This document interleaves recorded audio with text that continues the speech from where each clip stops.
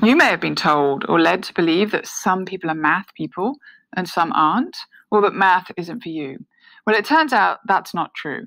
Everyone is born with the innate ability to do well in math, and whether you do well or not comes from the experiences you've had and the beliefs that you hold. Everyone can do really well in math. There may be some people, who seem naturally good at math or just love it when you don't. But that has come about because of experiences they have had. Anyone can get to the highest level of math in school. There is no such thing as a math person or the idea that some people are math people. Everyone is a math person. Let's look at the brain evidence. Scientists now know that experiences grow your brain, and the brain is so plastic that it can rewire itself and grow in a really short space of time. This is how learning works. When you learn something, a synapse fires in your brain. It's like an electric current. And the pathways formed by the synapse are like water in the sand. The more you return to an idea, the stronger the pathway gets. If you don't go back to it, it will wash away. When you learn something, your brain grows, and if you learn it deeply, it grows and stays.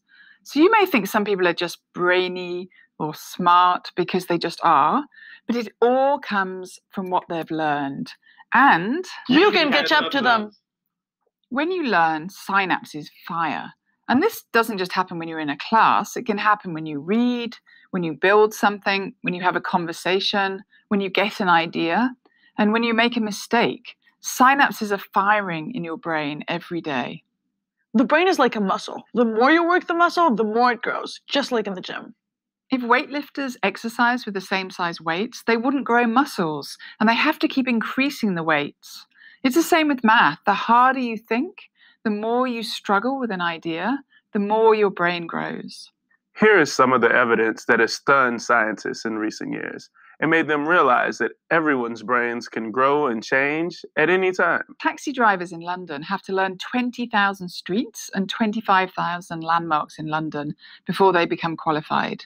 They study for 2 to 4 years, and at the end of that time, they take a test, which is just simply called the knowledge. When they've finished their training, scientists have found that the hippocampus in their brain is bigger.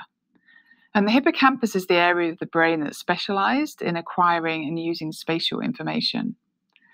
When they retire from being a taxi driver, their hippocampus shrinks back down.